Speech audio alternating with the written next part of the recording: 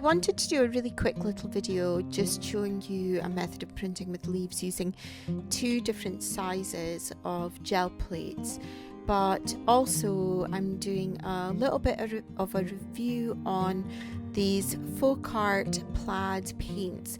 So these were sent to me by Folk Art, and I did a blog post a little while ago for Gelli Arts on them, but I shot a video, so I thought that I would publish the video as well. So I started off by using the multi-surface paint in linen to do the background squares. I did one also with like the honey glaze, but it was a bit too dark, so I put a layer of linen back over the top of it. These are really nice, very solid matte colours. So I now take my small round plate, and you can see I've got it attached to a CD case so that I can turn it over and use it like a stamp, and I put a layer of the honey glaze and made 2 prints, one main print and one ghost print of that in the middle of my piece of paper. And then I took, I think it was the orange Colour Shift. Now I wasn't quite sure what the Colour Shift paint did really. It's supposed to change color, so it says here that this one should change to some kind of aqua or blue or turquoise, but it hasn't really done that, so maybe I'm using it in the wrong way. It's also quite transparent when you roll it out, so the colour isn't as opaque as some of the other ones, but it actually did in the end leave a really nice sort of shiny, glistening sheen on the print when it dried, so that when you see it from different angles you can see different colors in there.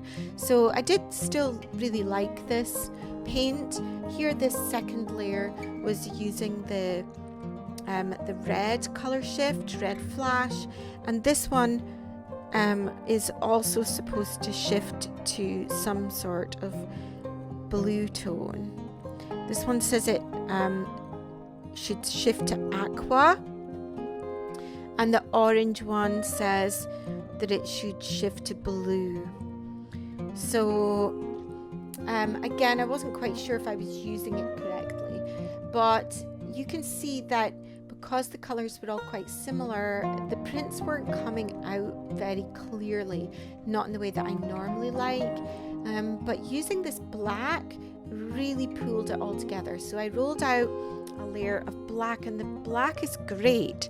It's another multi-surface one, and it's a really black. I've since used it for quite a few things. So I did one print, main print, and then using my tissue paper to lift up the excess paint, did a ghost print on the second round. So I'm just going to show you my second go. So this first go was me just kind of trying them out, and even though I liked the effect, I wasn't really happy with the way that the colours had layered up. So I decided to have a bit of a second go and just use the linen for the background rather than the darker one, rather than the honey glaze. And you can see that my plate had a little bit of another colour on there, which I actually quite liked that effect. It gave me this kind of mottled effect round the side. So again, I used the honey glaze as my next layer, because again, this is quite an opaque colour. It's not as transparent as these Colour Shift paints. So I did a main print and a ghost print using those that colour again.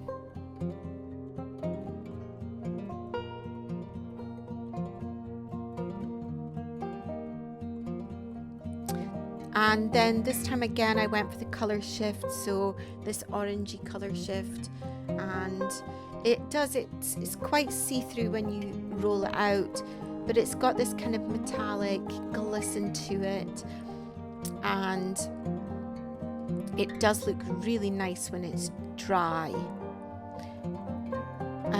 So I switched around the way that I printed there, and then this one is again a multi-surface, and it's a fiery red, but it's like a glitter paint, so it's really transparent, but it also just was leaving a nice layer of glitter on my picture when it dried.